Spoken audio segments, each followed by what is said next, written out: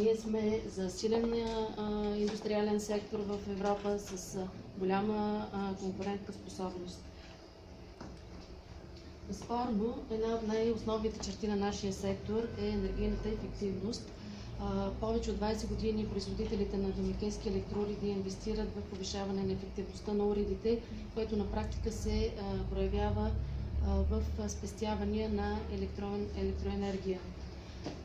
Потенциалът на уредите за спестяване на електроенергия е оценен от европейските институции. Нашия сектор е изключително силно регулиран от мерки за екодизайн и енергийна ефективност и енергийно етикетиране. Предполагам, че всички сте виждали, поне тук в тази зала, енергийните етикети. Защо казвам предполагам? Защото преди няколко години ние направихме едно проучване на нашата асоциация на отношението на българския потребител към енергийно ефективните уреди. Се оказа, че около 75% от респондентите, беше национално представително проучване, казват, че не разбират какво означава пиктограмата за киловатт-часа на година, която е под стрелките на енергийния етикет, светната скала. Сега, нашите уреди са по-скоро познати с това и в публичното пространство повече се тиражира икономиите, които могат да се реализират в домакинство от спестяването на ток и понижената консумация на електроенергия, спестяването на ток и намаляване на сметките за ток. Аз искам да обърна внимание на нещо по-глобално тук, на това, че чрез домакинските уреди на практика икономиката, държавата може да намали зависимостта си от внос на енергоизточници, благодарение именно на това, че глобално, мащабно всички заети уреди заедно харчат много по-малко ток. Това, разбира се, води до повишаване на конкурентността на икономиката и е един от начините, според нас, да се осъществи изпълнението на националните цели за енергийни спестявания.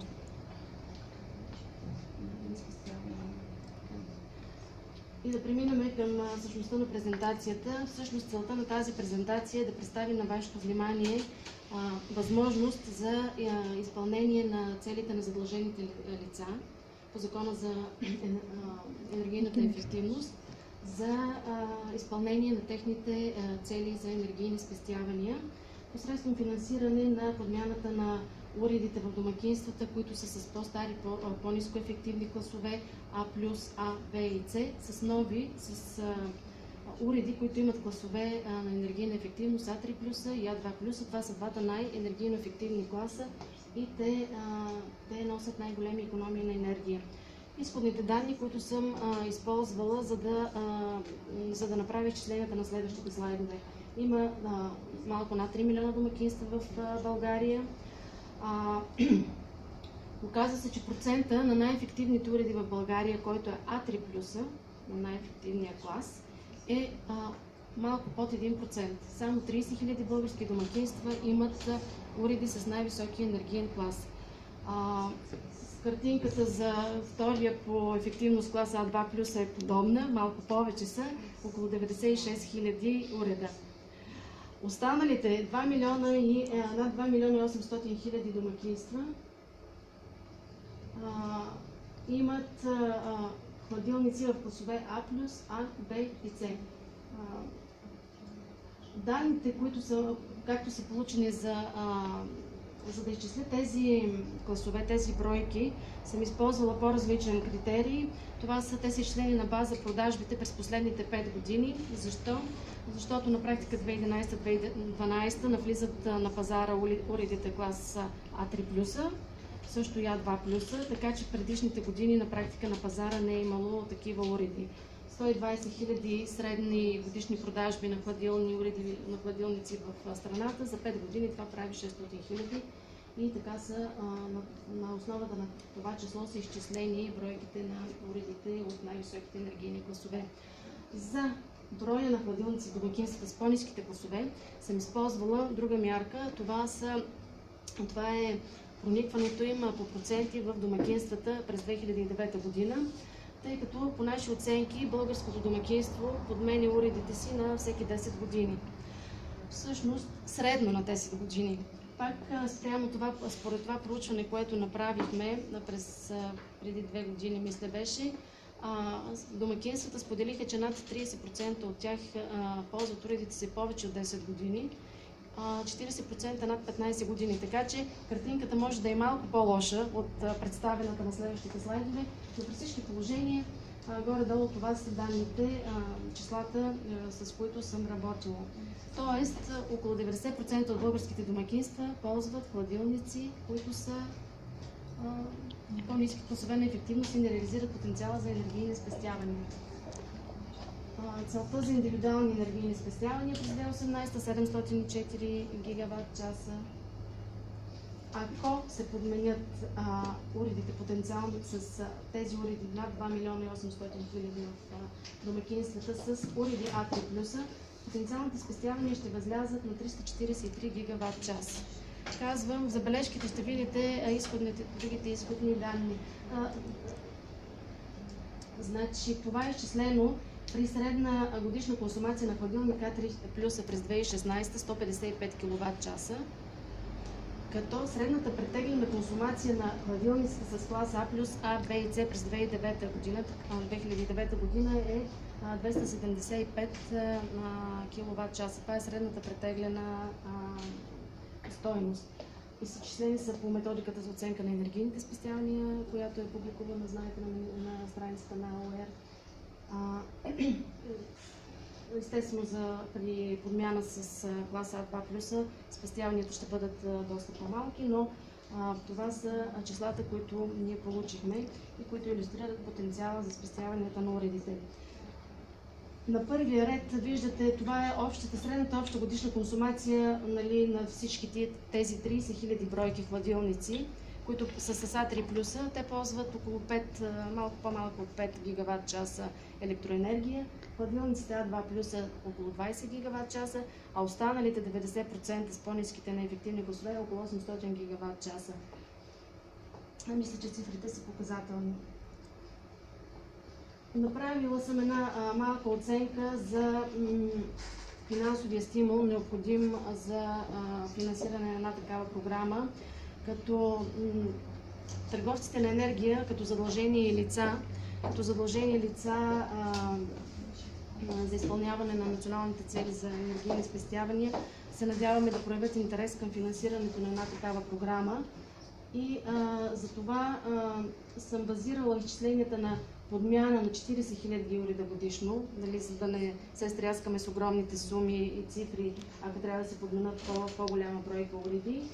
Ако на потребителя, който иска да замени уреда си с по-ефективен уред, примерно клас А, с уред А3+, се предоставя 100 лева на брой, той би могъл да инвестира останалата сума и да закупи нов уред, като по този начин ще се реалистичните очаквания и спестявания на електроенергия от подмяната на 40 000 хладилника годишно, нали, с клас А3+, е около 5 гигаватт часа. Необходимата инвестиция е 4 милиона лева.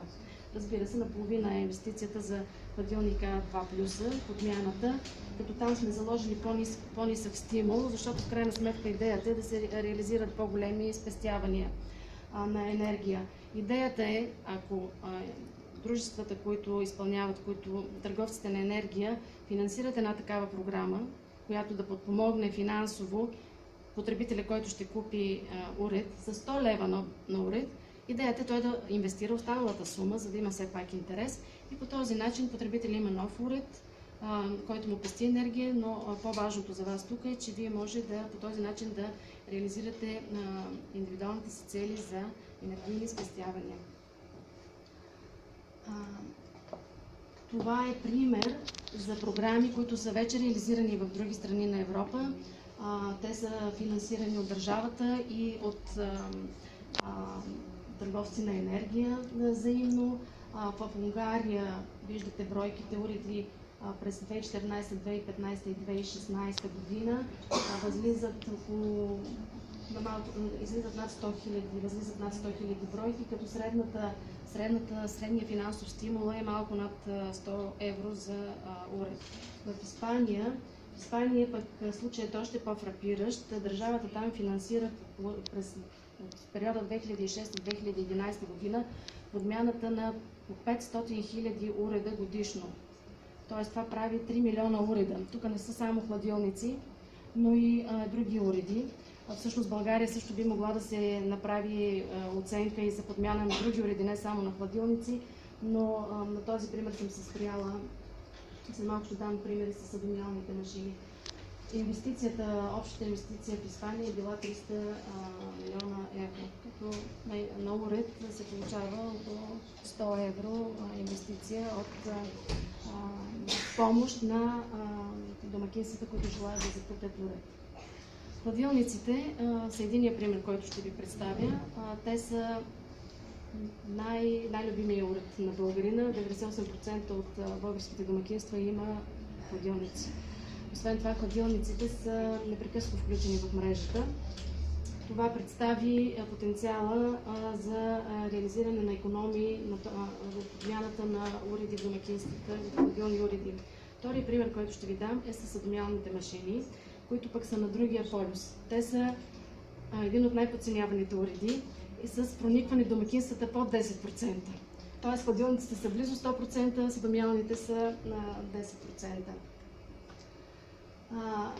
Сега, без да влизам в подробности, изходните данни са подобни. Около 3 милиона домакинства, 10% имат съдомиална машина, 90% няма такава.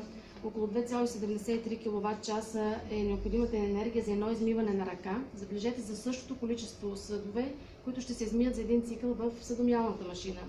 Докато за един цикъл на съдомиална машина, за това количество съдове, необходимата електроенергия е малко под 1 кВт, т.е. 3 пъти по-малко, отколкото ако измиваме на ръка. Разликата, виждате, на цикъл се спестява около 1,77 кВт, не около 1,77 кВт енергия и 280 стандартни цикъла за измиване. Спестяванията, ако погледнем най-долните цифри, спестяванията за всички домакинства, 3 милиона домакинства, ще възлязат на 1490 гигаватт часа, което е 14% от крайното потребление на електроенергия в домакинствата в страната и 11% те са